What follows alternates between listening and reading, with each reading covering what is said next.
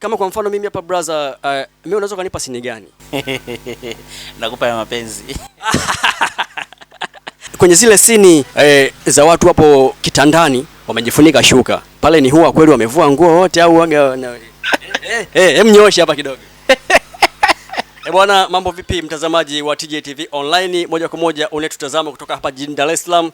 Siku ya leo bwana, TJ TV imekuja kuzungumzia mambo ya sanaa au sanaa zetu hapa Tanzania.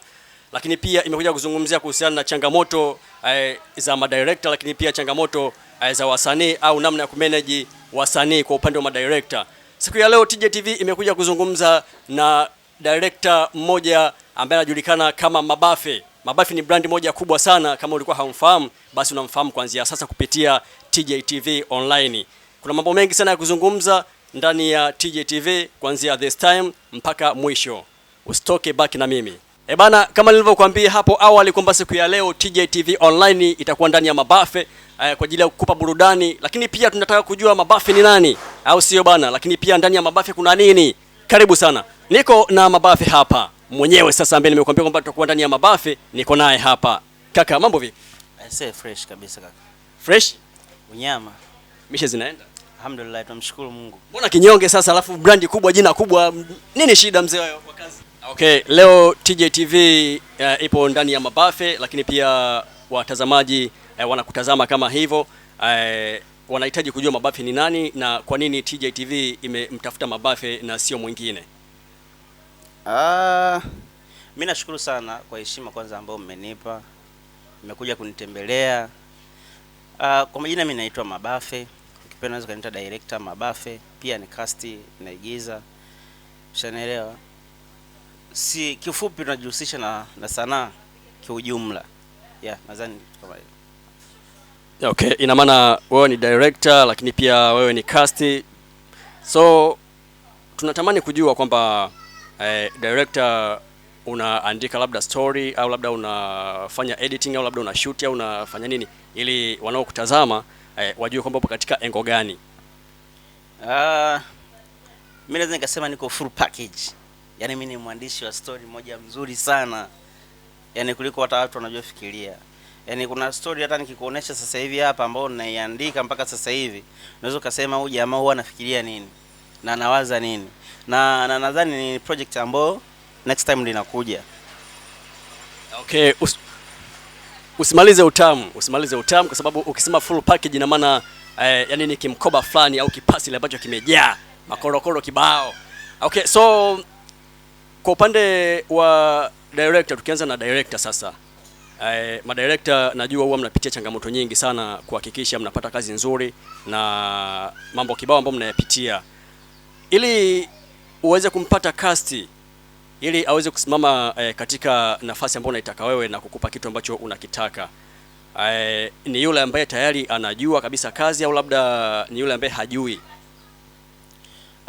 Sisi tuna engo hizi mbili. Unakuta msanii anakwambia mimi napenda kuigiza, napenda sanaa. Sasa mtu kama huyo huwezi kumcrush ukamwambia no mimi sikutaki, nataka watu wanaojua tu. Hapana, lazima umpe nafasi aoneshe kile anacho. Kuna wakati mwingine unaweza kumkataa mtu kumbe tunakata kipaji. Mshanaelewa? Kuna wakati wewe inabidi usimame kama mwalimu, ndio maana unaitwa director. Mshanaelewa? Mfundishe kwamba unaigiza hivi, unapaswa kuwa hivi, unatakiwa kufanya hivi. Mwisho siku anafanyaje? Anaelewa. Kwa kifupi unamtengeneza yule ambaye ana ndoto ile sasa ya kuishi kile ambacho anakitaka. Sio, unanielewa? Kwa sababu kuna wengine anakuja kabisa unakuta hamna kitu anajua. Yaani kusimama mbele ya kamera hivi, yani ni yeye anaona aibu. Ushanielewa? Lakini inatubidi sasa kumengage, kumtengeneza mpaka anajiamini, anakuwa na confidence, anafanya kile ambacho unakuwa unamuelekeza. Na vipi sasa kama ikatokea kuna cast ambayo umempata, ukampa kazi yako na akaifanya, lakini mwisho wa muda after location, yani baada ya kutoka kushuti anakuambia umlipe na umemfundisha na amekuja alikuwa hajui. Changamoto kama hiyo mnaitatuaje madirector? Hiyo inategemeana nyinyi kati mnapokeana. Makubaliano yenu vipi yalikuwaje yani? Wakati yeye anakuja, umeona mlikubalianaje na ni misingi gani ulimpa? Umeshaelewa? Kimsingi mimi mimi siwezi kukwambia, huwezi kuniambia unilipe na kati mimi nimekutengeneza wewe. Umeshanaelewa? Ila mimi ndo natakiwa mimi sasa baada ya kukutengeneza tushapata chochote kitu, lazima mimi nikujali kama msanii wangu ambao nimefanyaje, nimekutengeneza. Sio mimi unaniambia leo nikulipe kwa sababu si nimekutengeneza ama vipi, au umepata jina. Umeshanaelewa? Okay, ukitaka naweza nikakulipa kwa sababu ni kazi umefanya, sababu ni haki yako. Kwa sababu anasema si fanya kazi na asile, lakini ushafanya kazi na imeonekana, unastahili kulipwa. Lakini sio mpaka uniambie, lakini mimi mwenyewe binafsi najua kabisa umefanya kazi na zimeenda, tumepata chochote kitu, kwa unastahili kupata haki yako ya msingi. Okay, hii imenyoka, ni safi.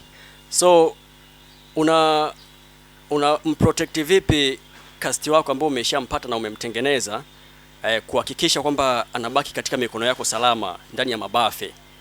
Kwa sababu unaweza kusema kwamba wewe una cast wako ambao umemtengeneza na unafanya naye kazi ndani ya mabafe, lakini pia anakuwa haishi na wewe, anakuwa mtaani.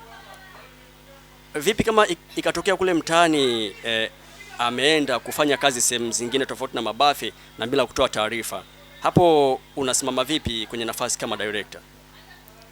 Kiukweli tunarudi nyuma tena.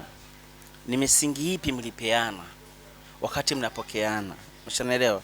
Huwa kuna utaratibu, umeshanaelewa, na sheria mbalimbali ambazo lazima uziweke katika engo ambayo inaweza kukufanya kukuprotect wewe na kumprotect msaini wako awe katika mikono salama na wewe kwenye mikono iliyo salama. Umeshanaelewa?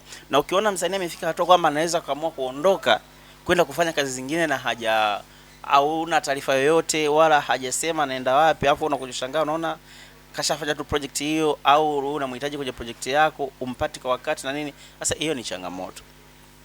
Mtu kama huyo kusogea naye inakuwa ni changamoto, kwa sababu kuna wakati utamhitaji umpati. Umeshanaelewa? Kwa hiyo inakuwa hamna kwanza, yani msanii kama huyo nizamu kwanza anakuwa hana kiufupi. Umeshanaelewa? Haheshimu kile ambacho anachokiishi au mlichokubaliana. Nadhani ni hivyo. Okay, so kama wewe ni director lakini pia ukawa una director mwenzako ambao ni marafiki, mnafanya kazi, mnashirikiana huku na kule, lakini ikaja kafikia director mwenzako akaja kumhitaji cast wako na bila kutoa taarifa kwako, akamchukua na akafanya naye kazi. Changamoto kama hizo huwa mnazitatuaje, au huwa tu mnapeana kwamba kila director atakayemtaka cast wa director mwenzake anamchukua tu anafanya naye kazi, mnaachana, au labda kuna taratibu ambazo huwa mnazifanya? Kimsingi sisi huwa madirector huwa tunasupportiana, na kwenye kusupportiana anapokuja director mwenzangu, kwa mfano labda director Magembe anaweza kawa anahitaji labda cast kutoka kwangu, umeshanielewa, au mimi nahitaji cast kutoka kwake, lazima mimi niwasiliane na yeye au yeye wasiliane na mimi kwa namhitaji fulani, umeshanielewa bana. Nani director Magembe bana, mimi nilikuwa nahitaji nimpate labda Benly, umeshanielewa.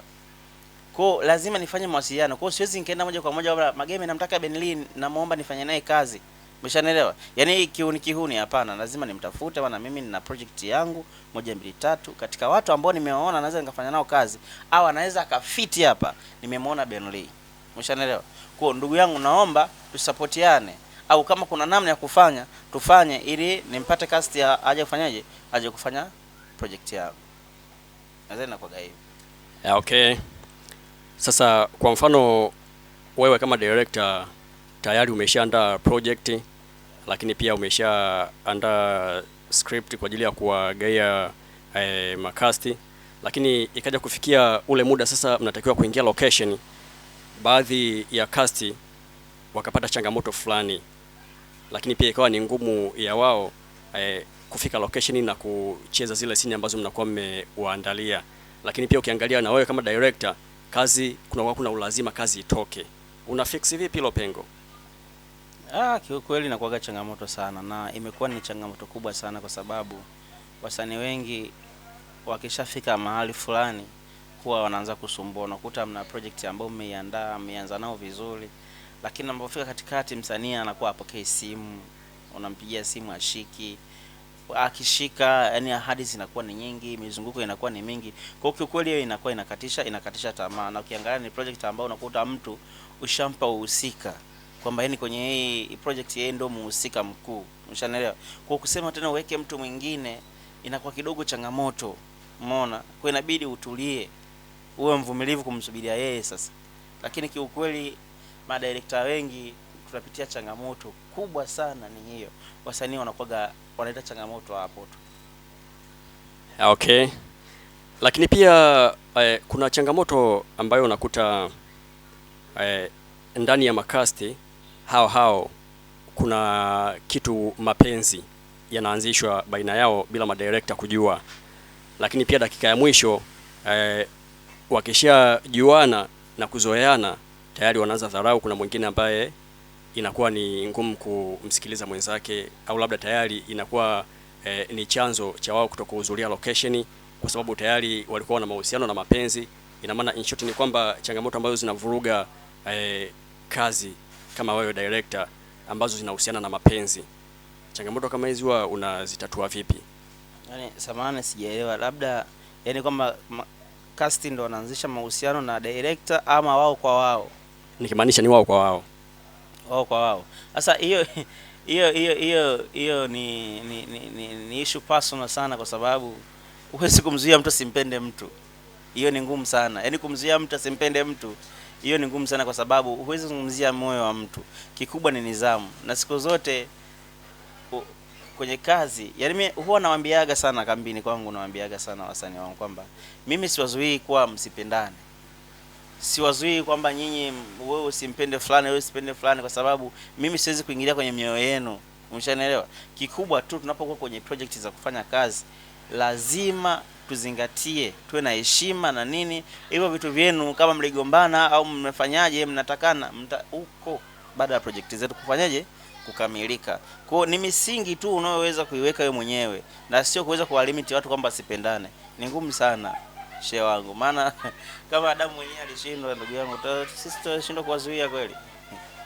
Okay, sasa vipi kama itakuja kutokea sasa cast wa kike tayari anatoka na director, lakini pia inakuja kufikia hatua, kwa sababu tayari kaisha mjua na amemzoea director, anamwona ni mtu wa kawaida, lakini pia director anakuwa ni mzito wa kumuendesha yule cast kwa sababu tayari washakuwa na mahusiano. Madirector hapo imekaaje? Mimi naweza nikasema kwa sababu sina experience na ile, kwa sababu aliye kutokea kwangu, kwa sababu mimi nishajiwekea kwamba mimi siwezi kuwa kwenye mahusiano na msanii wangu, kwa sababu naamini mimi nitakapokuwa kwenye mahusiano na msanii wangu inaweza kaleta changamoto kubwa sana, vitu kama hivyo ambavyo unasema kwa kuzoeana na nini, dharau na nini. Kwa huwa najiepusha na hivyo. Siwezi kutengeneza mahusiano na msanii wangu kabisa. Okay. Kwa sasa game la Bongo Movie hapa Tanzania, kwanza kuna engo nyingi sana, lakini pia kuna magrupu mengi sana, nikimaanisha kwamba kuna vikundi vingi ambavyo vinafanya kazi tofauti tofauti, lakini pia sasa hivi kumekuwa kuna ushindani wa kufanya kazi nzuri ili kuhakikisha kila mmoja anaenda mjini. Umeona, nyinyi director mnasema kwamba tunaenda mjini, ina maana tunajulikana. So wewe kama Mabafi director, labda kuna project ipi ambayo unaamini kwamba itakutoa mjini, au labda unapambana vipi na hii issue ya kuhakikisha kwamba na wewe unakuwa ni bora zaidi ya walio bora? Kaka, mimi naomba nikuahidi kitu. Sawa? Naomba nikuahidi kitu. Project zipo na zinakuja. Sawa? Project zipo na zinakuja. Stories zipo za kutosha. Ushanielewa? Wewe mwenyewe umesema nisimalize uhondo. Kuna project nimeiandaa, ikitoka niko hapa. Iko siku utanifuata naambia kaka kweli ulisema. Si unanielewa? Nisiseme sana, wanasema Wasukuma wanasema usinene ukamara. Jamani. Nadhani umemsikiliza vizuri Mabafi director, anakuambia hataki kumaliza utamu, lakini pia kuna vitu vinakuja kuhakikisha kwamba na yeye anasimama kidede au namba moja ndani ya kupambania kombe kwenda mjini, nikimaanisha kwamba anajipanga kuachilia kazi iliyo bora zaidi. Sasa tukirudi kwako director, kama watu ambao bado hawajatazama kazi zako wanakupata vipi kwenye mitandao ya kijamii? Ukija Instagram natumia bboy b_boy_tz255. TikTok natumia Mabafe, Facebook natumia Mabafe. Yeah. Lakini pia kuna watu ambao wanakutazama sasa hivi hapo, labda kuna wapo ambao wanatamani kuingia ndani ya Mabafe na kuwa ni watu wa kudumu. In short ni kwamba kuna watu ambao wanatamani kufanya kazi na Mabafe. Labda kuna hatua gani au kuna taratibu zipi ambazo anatakiwa kuzifuata ili aweze kuwa cast ndani ya Mabafe? Kuna form ambao una apply maombi ya kujiunga kwenye crew yangu. Mawasiliano yapo kwenye mitandao yangu yote ya kijamii. Ukienda Instagram pale bboy tz255, kuna Gmail yangu, kuna mawasiliano ya simu pale, unaweza kanicheki. Ukija TikTok pale kwenye profile yangu pale kuna mawasiliano yangu, kuna Gmail, kwa muda wote unaweza kanicheki na tukazungumza.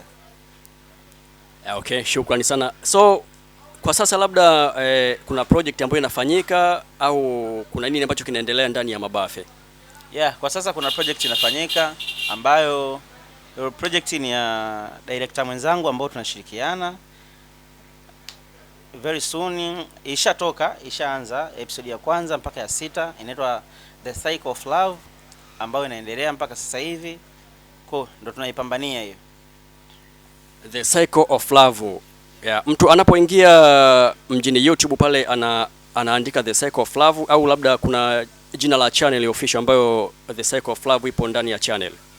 Ukifika hapa unaweza kaandika Zam Plus unaipata, au ukiandika The Cycle of Love unaipata. Okay. So kama kwa mfano mimi hapa brother, mimi unaweza kanipa sini gani? Nakupa ya mapenzi. Zam Plus, yani ZAM alafu alama ya kujumlisha. Utaingia moja kwa moja pale ndani utakutana na The Cycle of Love, lakini pia hakikisha una comment, una like. Bwana, hatujaishia tu hapo kwa Mabafe. Ndani ya Mabafe bwana kuna vitu vitamu kweli kweli, lakini pia kitu ambacho kinahakikisha kwamba kinatoa vitu ambavyo vimejificha kukuletea wewe mtazamaji wa TJ TV Online ni TJ TV pekee. Hakuna TV ambayo itakuletea vitu vya burudani kama hivi zaidi ya TJ TV. So tumeweza kupiga story hapa na Mabafe director, lakini pia amezungumza mambo mengi sana, amekuelekeza vitu vingi, lakini pia ametoa utaratibu kama unahitaji kuingia ndani ya Mabafe director au Mabafe production kwa ajili ya kujiunga naye na kufanya naye kazi. So hatujaishia hapo bwana. Hapa nipo na director Magembe na yeye bwana ana jambo lake la kusema. Bwana kaka, mambo vipi? Bro, poa sana. Kama kawa. Unyamwezi nini macheni cheni? Kaka vitu vyetu hivi ndugu yangu. Bwana kaka umetisha sana. Nashukuru sana. Bwana unajua nyinyi madirector kidogo huwa nguo zenu sio za Kariakoo kule chini kule. Yaani in short nyinyi kwanza nyinyi waga mnatisha. Sasa kwa chap tu hapo tukipiga hesabu juu paka chini brother, umepiga ngapi hapo imekatika? Brother, ili ni mwanangu ni privacy ndugu yangu. Milioni sana, ni bei ndogo sana. Haizidi 50 kaka. Kama unanidanganya. Yaani ukisema 50 kwanza tukianzia hapa shingoni kwenye unyamwezi hapo. Umeona kwanza hiyo kwanza ni gold. Yeah, of course hii ni gold pia, ila nimepewa zawadi. Yenyewe hiyo? Hii ni yenyewe kaka. Hii ni kama unataka kuhakikisha hapa. Kaka, mimi hapa nipo na scan hapa ujue. Yeah, scan kaka. Scan. Okay, so mchongo mzima ni kwamba leo TJ TV bwana imezungukia ndani ya Mabafe production, lakini pia uzuri kabisa imekutana na director Magembe, yani in short ni wote wawili. So tumekuja kuzungumzia changamoto za sanaa yetu au sanaa yenu. Kama madirector mnakumbana na changamoto zipi kuhakikisha mnapata kazi nzuri na cast wenu ambao mnafanya nao kazi? Kikweli bro, changamoto ambazo tunakutana nazo sisi madirector ni nyingi sana, na nikisema nianze kuzielezea hapa sidhani kama tutazimaliza sasa hivi. Najua muda wetu bado ni mchache, unaelewa, ila nitatoa tu changamoto chache ambazo ziko ndani ya uwezo wa kuzitoa sasa hivi hapa. Kiukweli madirector sisi tunapata changamoto sana, hususan kwa sisi wasanii ambao tunawapata. Kaka, unajua unapotaka kufanya kazi nzuri lazima pia uhitaji watu ambao watakuwa ni wazoefu na pia wenye kujitambua, unaelewa. Mara nyingi sisi tumekuwa tukipokea watu tofauti tofauti, kwa sababu sisi hatubagui mtu wa kufanya naye kazi, na wala hatubagui labda mtu fulani sisi hatutaki kufanya naye kazi. Sisi tunapokea mtu yoyote mwenye kipaji anayependa kuigiza, si ndio? Shida kubwa, unajua, unaweza kumwamini mtu. Mimi niongelee binafsi, mimi director Magembe. Mimi Magembe napenda sana kumwamini mtu ninapokuwa namleta kwenye kazi yangu. Shida ambayo imekuwa kinifanya mimi ni feli mara nyingi kwenye kazi zangu, ninapokuwa namwamini mtu anayekuja kufanya kazi na mimi.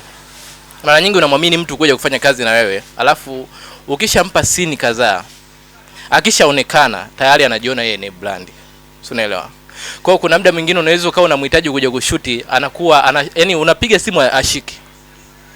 Hata kama kishiko unakuta labda sasa kashaanza kukupangia mpaka time ya kuja location kushuti. Hiyo ni changamoto kubwa sana brother. Unaweza kujikuta unaanzisha jambo lako, alafu mtu ambaye unamwamini na kumfanya na kuona kabisa huyu atakufikisha sehemu fulani ukishamweka uhusika fulani, alafu baadaye ndo anakuja kukufelisha. Mfano mdogo, main character. Wewe kaka umeita mtu kuja kushuti, umemweka main character, si unaelewa? Mwisho wa siku kadri mnavyokuwa mnazidi kupost zile episode, na yeye ndo anavyozidi kuchange kuliko hata alivyokuwa mwanzo. Kwa hiyo changamoto mara nyingi imekuwa kitusumbua sana brother. Okay, so wewe kama director unahisi hapo tatizo linakuwa wapi? Kwa mimi kama director, kwa sababu unajua mimi sipendi sana kubagua mtu, kwa sababu unajua siwezi nikabagua mtu kwa sababu sisi wote ni sawa, unaelewa? Kwa sababu mimi nipo tayari nipo kwa sababu ya kumtengeneza yule ambaye anatamani kufika sehemu fulani. Natamani yule mtu ambaye namtengeneza afike level fulani, ili baada na mimi nipate kujisifia kupitia yeye. Lakini issue mimi nayoiona pale ni kwamba ni kukosa tu ile IQ ya kufanya kazi. Kwa sababu unakuta mtu anakuja, ukute mtu mwingine anakuja hana plan yoyote ya kufanya kazi. Lengo ni kwamba tu aonekane scene kadhaa, aonekane tu kasha kufanya kazi, au kasha kufanya movie, alafu enzeni anapotea. Kwa hiyo changamoto hiyo kubwa kaka, tunashindwa kupata watu ambao wanajitambua, kwa sababu kwenye sanaa kaka, mimi waache nisikufiche MG. Kwenye sanaa yetu sisi tunahitaji watu wenye muda, yani wanaowekeza muda kwenye sanaa. Tunahitaji watu ambao wana muda. Alafu pia tunahitaji watu ambao wako tayari kufanya ile kazi. Tunaelewa kaka? Ukiacha tuna ule utayari, tunahitaji watu ambao wanapenda, really love kutoka moyoni, wanachokifanya wao wanakipenda kutoka moyoni. Mara nyingi sisi tumekuwa tukikumbwa na watu ambao wanatamani tu. Kwa hiyo unakuta mtu anatamani na anakufuata director, bwana mimi napenda kuigiza. Na wewe unashindwa kumkataa, kwa sababu mimi lengo langu ni kwamba nimsaidie yule mtu. Kama amesema anapenda kuigiza, basi lengo langu mimi nimtoe pale alipo, nimpeleke stage nyingine, si unaelewa? Kwa hiyo uwezo ukajua yeye mwenyewe kipindi yeye anakuomba kuja kuigiza, malengo yake, fikra zake ama nia yake ni ipi kwenye sanaa anapokuwa anakuja.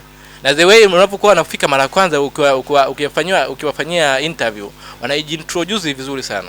Yaani ni mtu ambaye anaonyesha na nia kufanya kazi. Ila kadri siku zinavyozidi kusogea mbele, ndio wanavyozidi kubadilika, kwa sababu uwezo ukajua labda mwenyewe mipangilio ya maisha ikoje, mipangilio ya ratiba ikoje, lakini whatever the case kaka, yani tunakuwa tunapata shida sana yani. Bana, naoma sana. So kama kuna project ambayo tayari umeshaianzisha na unategemea sasa kwenda kuifunga, nikimaanisha kwamba unaenda kufika finali, yani kumaliza season yako, halafu baadhi ya cast wanagoma kuendelea na kazi yako, unafanya vipi ili kazi yako isiweze kuharibika na kupata kitu ambacho ulikuwa unakitaka? Kaka, ndio kitu ambacho mimi mara nyingi kinaniumiza kichwa sana. Nisikufiche, mimi nina kazi moja inaitwa The Cycle of Love. Director Mabafa alikwambia nadhani. Kuna kazi moja inaitwa The Cycle of Love. The Cycle of Love tumekomea sehemu ya 5. Sehemu ya 5.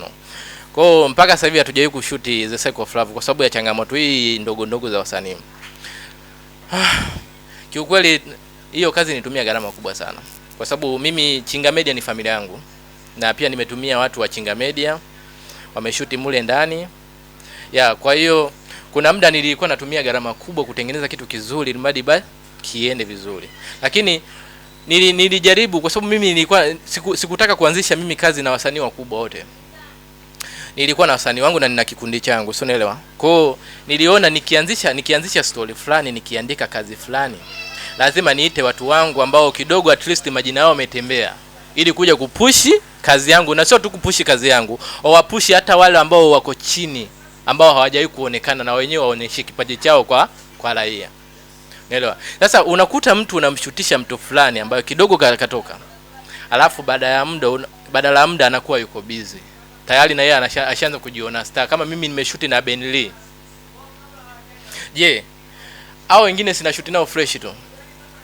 Kwa hiyo unakuta msanii umemtengeneza wewe na umempa uhusika wewe, lakini baadaye anakuja kuona ule uhusika uliompa ni kama ulimpendelea. Ina maana kwamba yani ulimtoa mpaka anaanza yeye mwenyewe sasa kukudharau wewe mwenyewe ulivyo.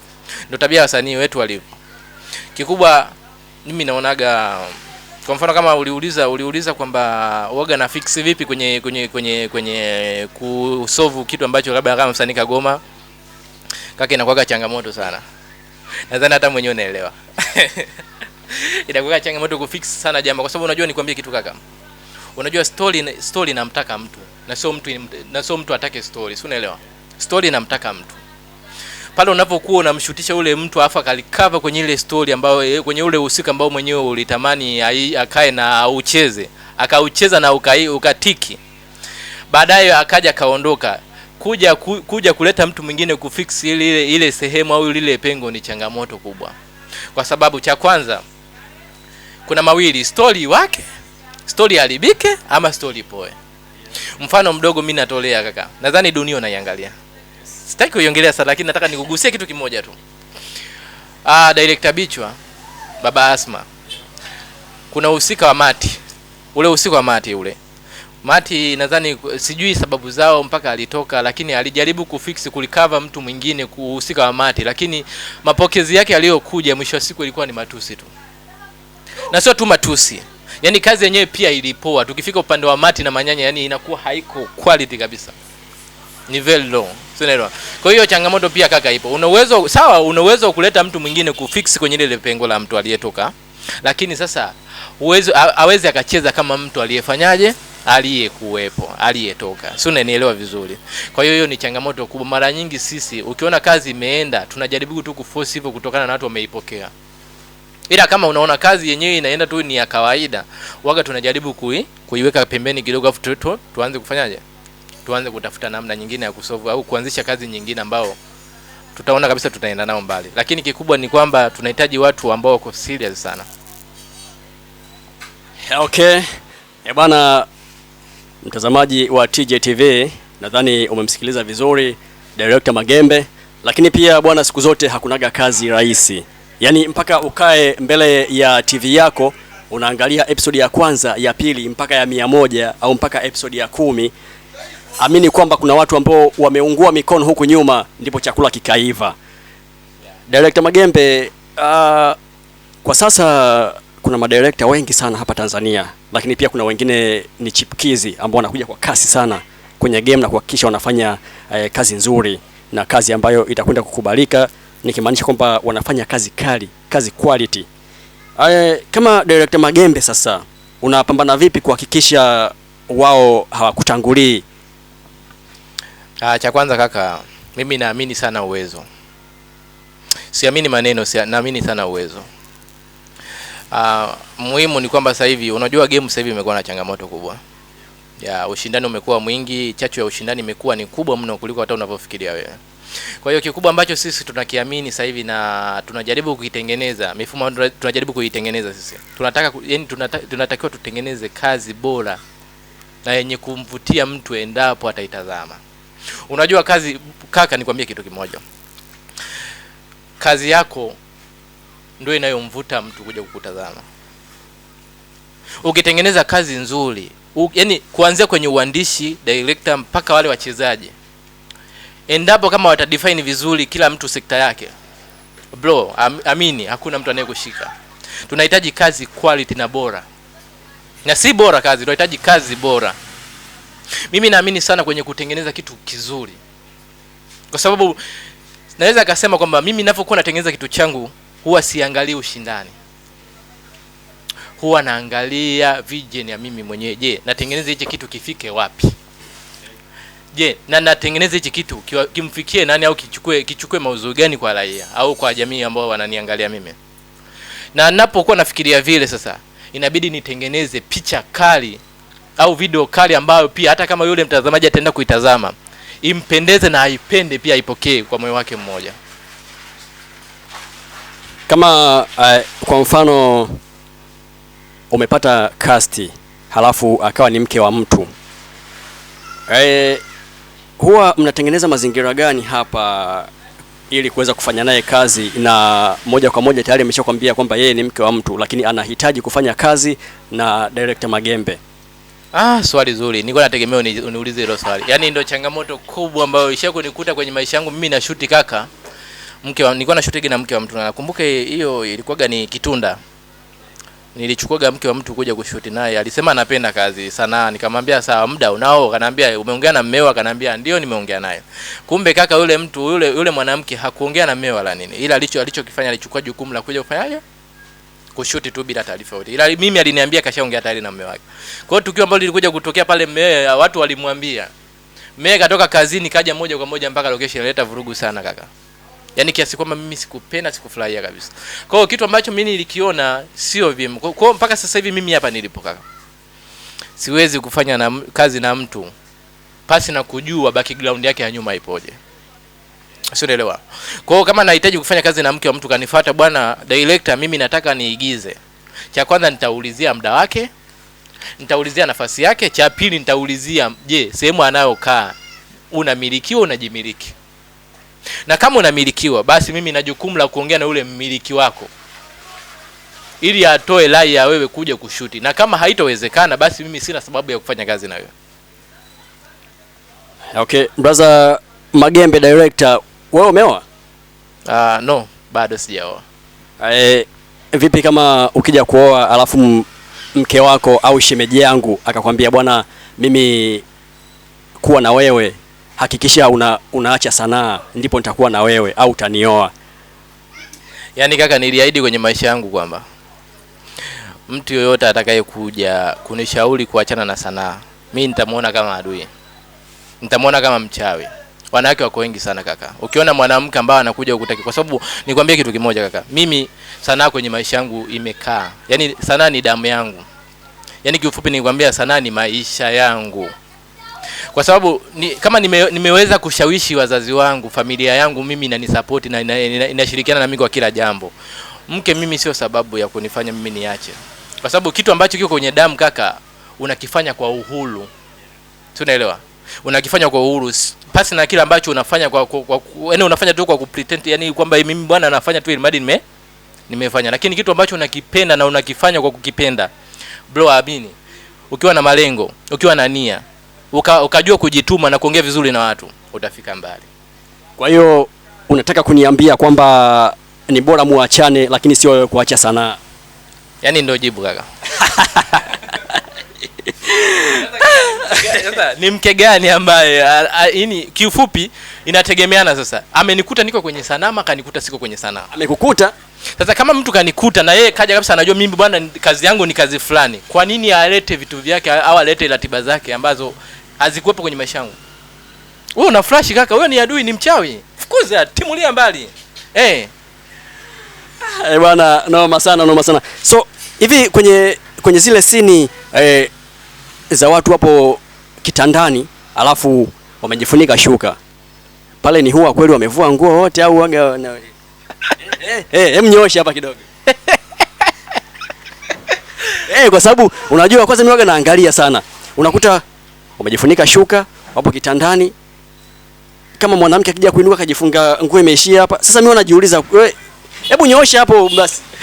MG director, MG, unajua kaka mimi nafanya kazi na wake wa watu Sasa unataka kufukua makaburi kaka. Sinaelewa. Lakini okay, ngoja nieleweshe kidogo. Sisi mara nyingi kwa sini za ndani ambazo wanashuti wakiwa wamejifunika shuka, si kwamba watu wanavua nguo. La hasha, hamna. Si kwamba mtu anavua nguo, ila ni tafakuri ya watu ambao wanatazama tu kwa nje. Lakini kifupi sini za ndani zile mtu anavaa kanga. havui nguo, anavaa kanga. Na kingine huwa washikani kaka. Kuna scene ambazo zinaruhusu kushikana, lakini ni kushikana. Unajua kwenye sanaa kaka, nikwambie, kwenye kingo cha mwanamke kwenye sanaa kuna viungo ambavyo vinaruhusiwa kushikwa na vingine haviruhusiwi kushikwa. Hata kama vikishikwa basi hautaweza kuposti mbele ya raia. Unaelewa? Kwa sababu cha kwanza waga ni copyright. Kuna sehemu na sehemu ambazo tumeruhusiwa kushika kama sanaa. Unaelewa? Lakini kingine ni watu wetu labda hofu wala ambao wanadhani kwamba labda huaga wanavua nguo labda ndo wanashuti. Hapana, huwa havui nguo. Mimi nilishuti scene moja, nadhani trend sana mtandaoni. Nilishuti scene ya Ben Lee kwenye Cycle of Love, The Cycle of Love hii ya kwangu. Nilishuti hiyo scene bwana, Ben Lee kaoa. Sio, unaelewa? Unaelewa? Sasa katoa mke kutoka bush, kutoka shamba. Sio, unaelewa? Kamleta Dar es Salaam kuja kuishi naye. Sasa mwanamke yale matendo anayomfanyia Ben Lee, unajua yani ikacheza ni mtu ambaye anapenda sana mademu afu kingine anadharau. Ina maana kwamba hata mpaka mwanamke yani hawezi kumwambia kitu chochote na anaweza kufanya mbele yake. Sasa scene hiyo nilioifanya ika trend sana, ilitembea sana mtandaoni kama wewe mwenyewe uliiona nadhani. Ya hiyo scene kwamba Ben Lee anamkagua mke wake. Mke wake yani alitoka. Ben Lee akamkuta yuko nyumbani tayari, mwanaume alikuwa shatangulia kufika nyumbani. Akamkuta kwa kitandani. Ila mwanamke ndo alikuja mida kama saa 1 usiku. Alichokifanya Ben Lee ni kumkagua mwanamke, je, katoka wapi na kwa nini? Kwa sababu sio mtu wa kutoka. Je, alienda wapi? Sasa hiyo scene bwana imeleta sana mambo mengi kwenye mitandao. Kwanza scene ilikuwa sisi tulitaka tu ule mshikaji bwana achukue chupi ya ndani, chupi akague tu yani kwa kuinusa, alafu amaliza afanyaje? Aiacha amrudishie. Sasa mshikaji kwenye kushoot kwenye scene kajiongeza. Tunaweza kusema ni ubunifu. Unajua kila msanii unapokuwa unaweka kwenye scene fulani lazima kuna ubunifu, lazima uongeze wewe mwenyewe. Ili yeye akafanyaje? Yeye akafanya, mimi ndo yani ndo napataka hapo. Akafanyaje? Kwa hiyo scene alipochukua ile scene, kwanza yeye alitaka aingie ndani ya dera kabisa huko. Afanye uchunguzi huko ndani ya dera. Mimi nikamwambia hapana. Hiyo scene haitokaa. Tunaelewa. Alichokifanya nikamwambia wewe chukua tu underwear hiyo. Fanya kama tulivyokuambia, inuse, kagua tu kwa kuinusa, alafu enzeni mrudishie. Mambo mengine yafanyaje? Iendelee. Alivyoichukua kaka ile chupi bana kainusa kweli. Alipoinusa, Ben Lee akaona kuinusa haitoshi. Kaka kailamba. Basi natosha mzee, natosha. Inatosha. Hiyo scene ndo kaka ilikuwa changamoto sana mtandaoni. Lakini ilikuwa ni jambo la kawaida sana kwa sababu ni msanii kujiongeza. Mimi napenda sana msanii ninapokuwa namweka kwenye kushuti ajiongeze. Unaelewa? Kwa hiyo nilipenda sana kwa sababu msanii cha kwanza ni ubunifu, na msanii cha kwanza kama usipokuwa na ubunifu wa maneno au ubunifu wa vitendo, basi wewe sio msanii mzuri. Bana, nadhani umesikia kila kitu. Underwear na nini, mimi sijui uko, nadhani umesikia vizuri na umetega sikio. Bwana, hii ni TJ TV Online, na mpaka sasa tulipofikia hapa nadhani kwa kumalizia, Director Magembe, kama unahitaji labda kumpata, basi unaweza kumpata kupitia mawasiliano haya ambayo atakutajia hapo. Kaka, kwa mawasiliano naweza nisitoe, ila naweza nikaweka tu social network ambazo nazitumia kwenye mitandao ya kijamii, kwa sababu najua nikitaja namba za simu kaka inakuwa changamoto, mimi nasumbuliwa sana. Kwa hiyo kuna muda mwingine nanitoa kabisa kwenye mood ya kufanya kazi, unaelewa? Kwa hiyo unakuta watu wengine hawatambui hata kama niko sehemu gani. Kwa hiyo unakuta mtu anapiga muda wote anavyotaka. Kwa TikTok mimi natumia chaneli ambayo inaitwa Director Magembe, account yangu inaitwa Director Magembe. Ukienda tu TikTok pale search Director Magembe utakuwa umenipata. Kwa TikTok pia natumia Director Magembe, Facebook pia natumia Director Magembe, lakini ukija YouTube chaneli ambayo naitumia mimi ndo chaneli yangu inaitwa Zam Plus. Yaani kwa kuandika ZAM_PLUS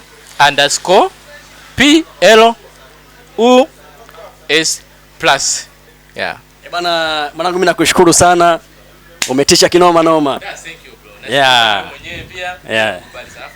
Nafuatia sana interview zako. Mimi nitegemea siku moja mimi nikajua. Asante Mungu.